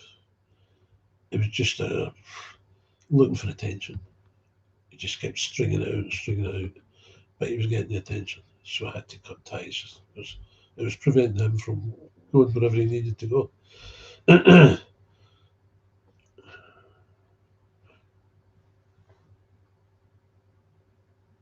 So there we have it. Topic discussion, all the topics, and try to get the original ones, and avoid the modern ones. Because we're talking about alcohol, we're talking about powerlessness over alcohol. That's it, no more, no less. Yeah. We discuss our problems as they relate to alcoholism. It covers everything. It's just amazing. That just came to me. Yeah. We discuss our problems as they relate to alcoholism. Nothing more. Nothing more. Yeah, this lad had got it from an AA list. So they're letting this stuff slip through, and they really should not do it at all. That's why I drink coffee on my own, and that's okay. That's that's a lot when you talk about this program, because most people don't want to hear it. Most people don't want to hear it. And so that little meeting's an exception, and it's just wonderful. It's only on for an hour. I think on average we discuss about maybe 8 to 10 topics. We don't get anybody rambling on about stuff, because somebody else will interrupt. Right, talk about this, and it seems to flow quite nicely, and that's cool. That's very cool. And any other meeting? No, they just don't like it. Yeah, they'll phone the cops. Right? Uh, totally betray your anonymity. I pursued it through Intergroup and through the main people in York. Didn't want to know about it. There's this arrogant fellow in York, and he's the boss man or whatever, fucking president, whatever it is. But he offended me, and I told him so. And I didn't quite know what to do with it, rather than get aggressively defensive, which is not good. Not good. Aggressively defensive. And this was the type of guy who I just wouldn't know how to let this happen anymore. I got in touch with the intergroup guy, and he says, "Well, I'm the chairman of this intergroup here, but do you want to come down in a meeting because you know more about it than I do?" Well, he conceded that fact, and maybe I will start doing that. Go as a representative of the group. Therefore, you get more respect, hopefully. But it's a blind leading the blind. It's a blind leading the blind. And don't really want to show them that, because then they'll get upset with you. You'll drink coffee on their own. I'm okay with that. I don't live my life in any means. I live this life of the programme to the best of my ability. I'm a different person from the person who walked into his first meeting. Entirely different. That other person doesn't exist anymore. And yeah. And I've got this wonderful gift of YouTube where I can sit here and talk without being interrupted and threatened. Yeah. There's Mad Mick, who's always physically threatening me. And once he did, and I phoned the cops. Bang right away, phoned the cops. They blame me for that. He physically assaulted me and you're blaming me. Well, you didn't need to phone the cops. Yes, I did. Because you won't sort them out. Somebody else has to, so we have to sort them out. And I stand by that. Nobody's got any right to touch anybody in an aggressive way. In any means, absolutely no right whatsoever. It's totally taboo. But this guy goes about, and he's got this reputation. He talks rubbish. He's just a psychiatric patient. It seems he's got they give them a card or whatever to identify themselves if they do something and they need to the cops. Then they show them this card and they take them up to the psychiatric ward. And there he is sitting in the A meetings getting away with all this nonsense and the rubbish he talks until somebody like me comes along and upsets him. Then he wants to get aggressive. And I'm too old for that. Maybe 20 years ago, if he tried it, it would be a different story. Well, it would have been a different story because I was physically fit for a guy in his mid-40s still playing football, which was cool. So I was pretty fit, and I can handle myself. So if I'd bumped into him then, maybe it would have been different. Anyway, that's up to the groups to get that sorted. We cannot have that. Don't care if he doesn't agree with what he's saying, he's entitled to share. We jealously regard the individual's right to have and to speak their own opinions. Yeah, that's not quite accurate. We jealously regard the individual's right to have and to state their opinion. Right, fine, okay. And then it's up to the group. If something goes wrong, then you have to get the committee together and discuss what's going wrong with this errant member, misguided, whatever. And before we go and take their inventory, we have to take our own inventory. Right, how do we feel about this? Have we agreed that this, yeah, fine, and that's within the dictates of the programme? Yeah, we're thinking about him and we're trying to help him. So you go as a group to the person and you discuss it with them and you put it to them. And if you need any help, we're here. But you don't ban them from the meeting. You don't ban them from the meeting. Unless, of course, it's extreme and they're frightening people and being violent. But the worst of it is that sometimes you just babble on about stuff, and it's up to the top man in the meeting. I can't even remember the top man, the secretary, as we call him. Yeah, that's up to he or she to be able to say, well, excuse me, but, and that's a great thing about the topic discussion. I mean, excuse me, but can we come back to the topic, please? We're going to get off the topic here, and that shuts them up, or it guides them back onto the topic.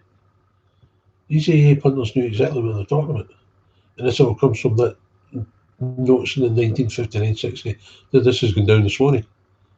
So we have to have this sobriety, freedom from alcohol, through the practice and teachings of the 12-step recovery program is the sole purpose of an AA.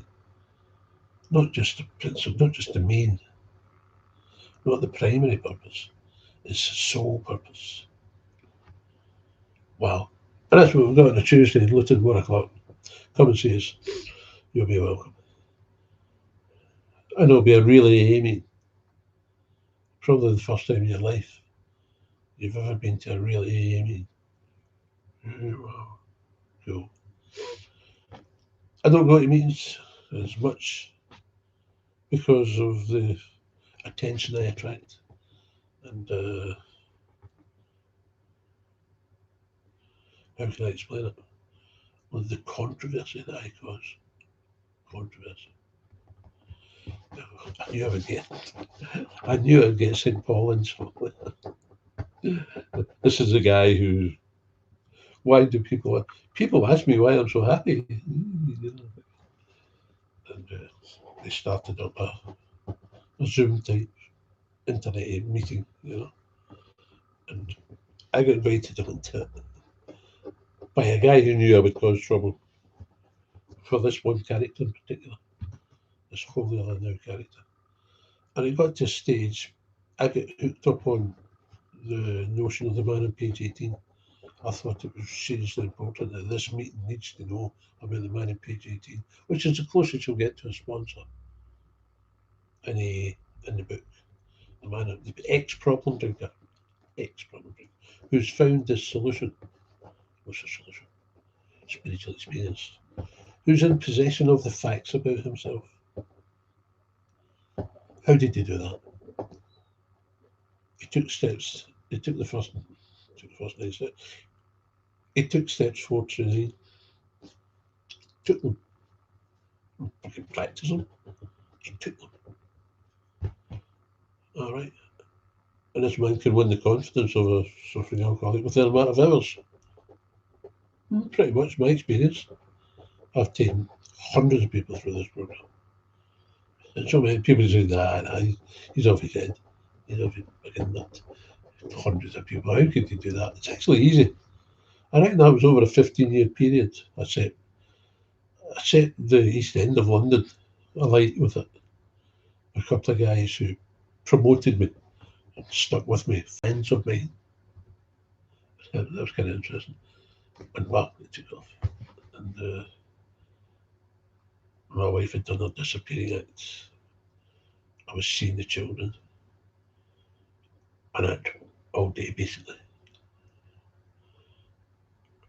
And I took these people through the program. And then they started talking about the program. And I can't remember, somebody said something really nice about me. When they said something really nice about me, about the work that I do and all that stuff, which is really neat. It's really neat. And why did I think about a candle in the wind? Am I a candle in the wind? Struggling to stay alight?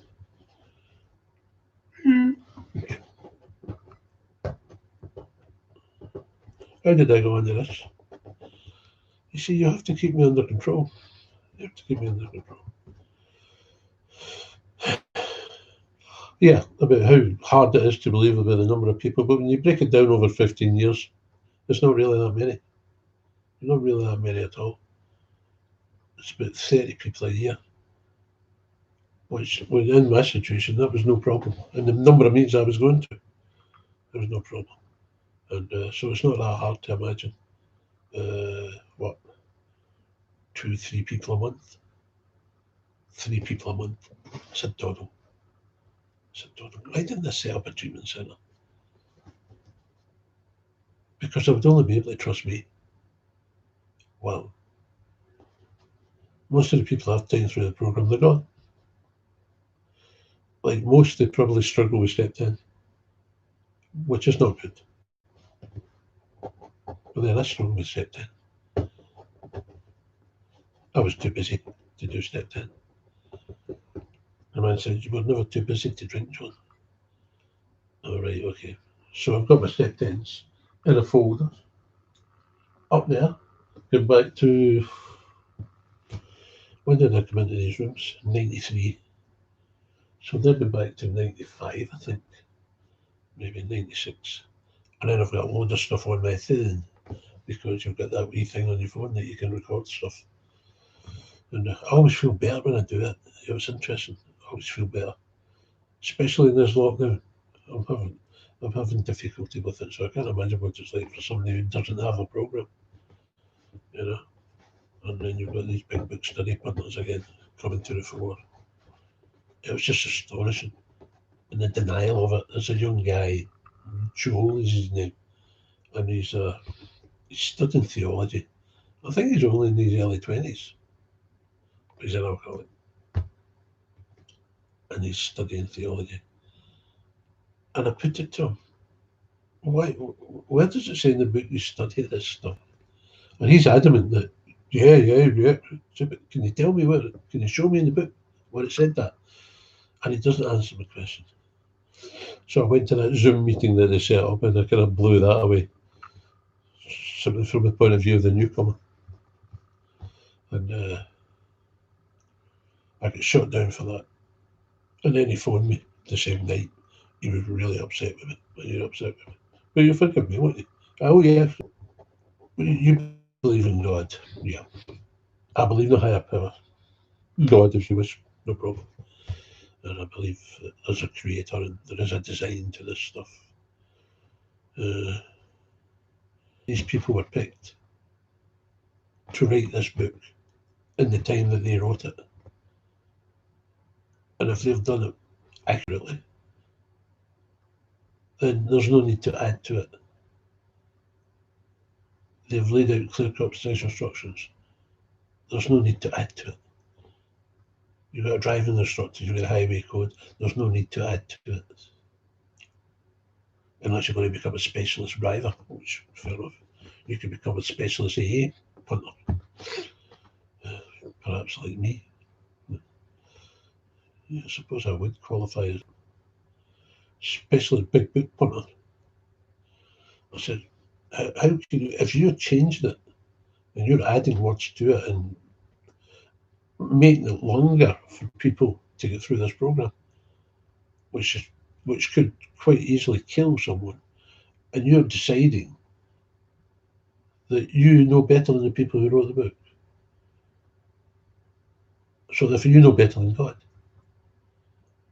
So you're playing God, my theological friend. And I left it at that. I said, if you come back to me and you can prove me wrong, I will apologise publicly to your Friday night meeting and any other meeting I go to. I will apologise if you can prove me wrong in that part. The fact is, you're playing God. Good luck with that one. And it was shocking, adamant that this is okay thing. It takes 40 days to study it. It takes 2 days to take somebody through this program. Think about it. You know? I remember this, I had this little analogy. There was two kids, maybe 10-year-old, 12-year-old, and they're sitting at a table. And both of them have got models, kit, stick together to make yourself an aeroplane or whatever. And they've got instructions. And they've split the table, a barrier between the two of them. They can't see what each other are doing. And one of the kids has got to study the instructions. And the other kid has got to follow the instructions. Well, you know what happens? Because it would happen to you, guaranteed. The one who's studying would soon get fed up and bored. Attention span, 12-year-old. Yeah, typical alcoholic. pretentious man. You can see all the kind of connections here. It's just amazing. So the kid who's studying the instructions, he gets bored. And he decides he's going to look round and have a look at what the other wee guys doing. And he's building something. And he's getting results. That looks like an airplane. So why am I studying it? Why am I not just doing it? And it's a very powerful message. Very powerful message. But they still don't listen. They still don't listen. Wow. And this young theologian, Joe, he still rubbishes what I say. He says, well, prove me wrong and I'll apologise. That you're not playing God. That you've decided that you know better. And that you can improve on God's word. Unless you're inspired by God. Why change something that works? Why change something that works? Once again, typical alcoholic. It's not good enough. Good. We can do more. We can do more of this. And they don't see that they're destroying it. They don't see that they're destroying it. And when they're destroying it, they're destroying lives, especially their children. You know, how many alcoholics experience problems with alcoholism as children? With a parent who's reliant on alcohol. God's truth. How long have I been banging on here, you poor wee souls? Oh, good grief, that's the longest ever. 1 minute 53, nearly 2 hours. I wonder if anybody's been listening. It'd be nice if somebody would leave a comment. Try not to be rude. Try to be constructive in your criticism, please. And I'm perfectly open to that.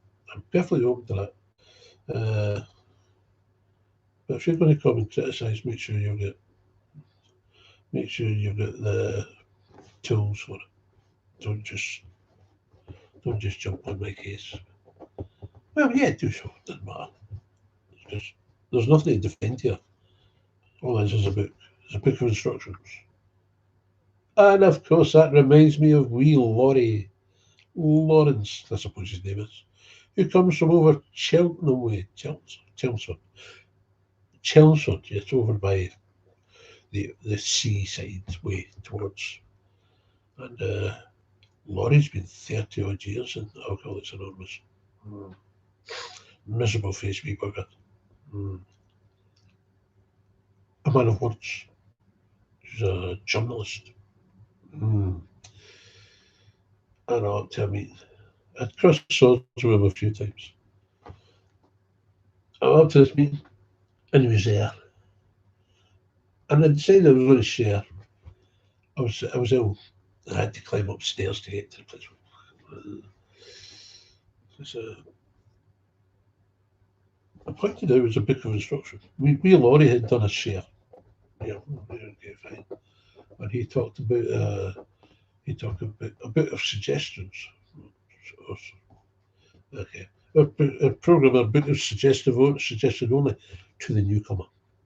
Figure out what it is in the book, and then you'll know who they're talking to. Right. So the newcomer, yeah, we're really suggesting it to you. Book of suggestions. It's not a book of suggestions. We're just suggesting it to you. It's one suggestion. And Laurie reckon there's a book of suggestions. Okay, there's nothing to do with instruction. And this is in response to me talking about it being a book of instructions. So I pointed out to him. Well, I should have pointed out to him that I was not well. But it was only afterwards thinking about it. There's a very simple retort to that, isn't there? It's just a book of suggestions, Laurie. What's the suggestion? Bingo. It's suggesting that they follow the clear-cut, precise instructions, Laurie. Right. So if you've ever listened to one of these, you'll know, because I mention them regularly, the same as St. Paul and his apostles, you know. They're about the only two. Yeah, Mad Mike. There used to be a psychiatric nurse at one point.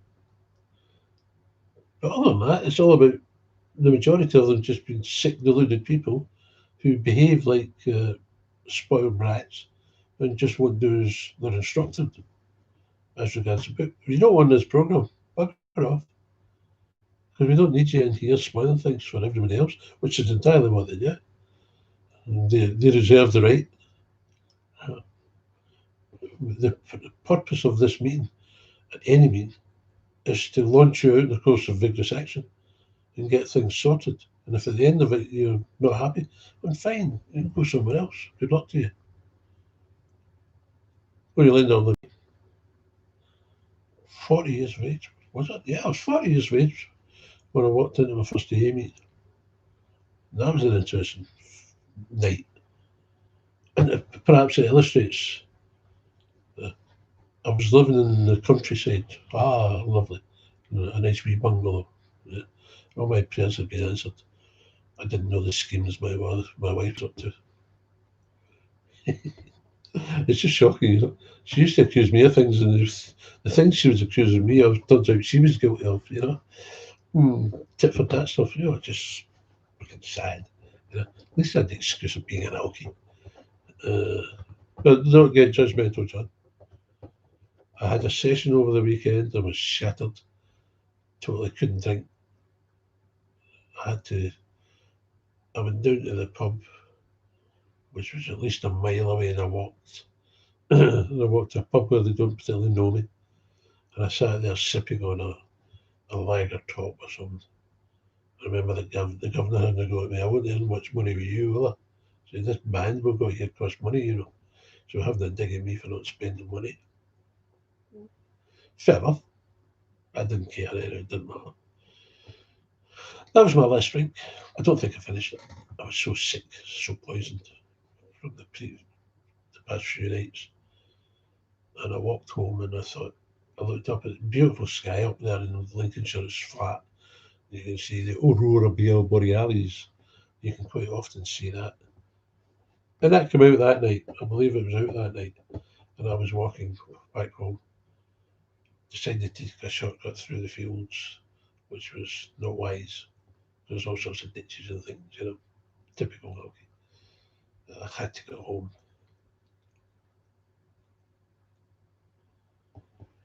So I got to my bed. I woke up. No, I phoned Alcoholics Anonymous. That's interesting. And I didn't get an answer. And that upset me. Get an answer machine. But yeah, they left a message. And the next day I listened to the message and sorry we couldn't get you, but tomorrow's meetings are, and they gave me a list of meetings. And the nearest one was 10 miles away. A place called Spalding. So I walked up to the high street in the village. That was possibly at least 3/4 of a mile to get there. Out the countryside here. We're talking countryside. So along came the bus. I said, can I have a return to Spalding? He says, yeah. I said, do you go to Spalding? He says, yeah. Can I have a return ticket? I said, oh, yeah, we go to Spalding, but we don't come back. This is the last bus. All right. I had £1.10 on me. That was my lot. And the fare was £1. And I just, what the hell? Nothing better to do. If I've got to walk back, I've got to walk back.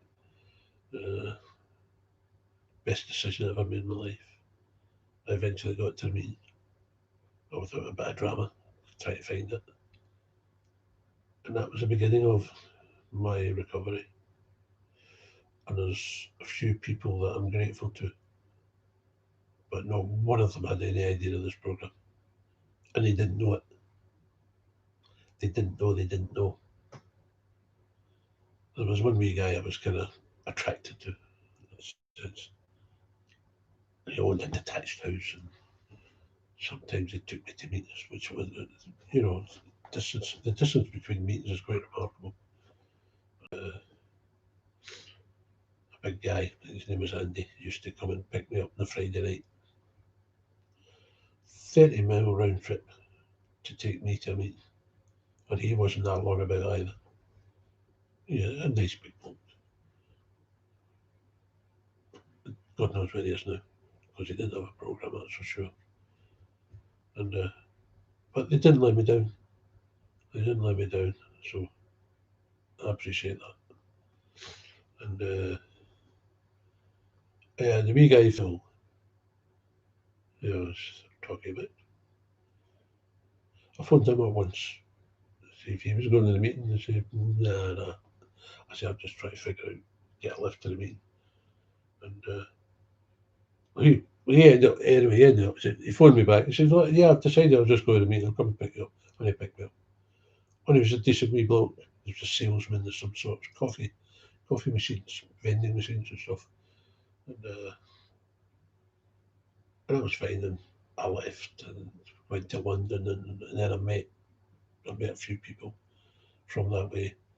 And it turned out this wee guy was a con man, and he ripped off one of the punters, one of the members of the group, and then disappeared to Ireland or something. That wasn't too good.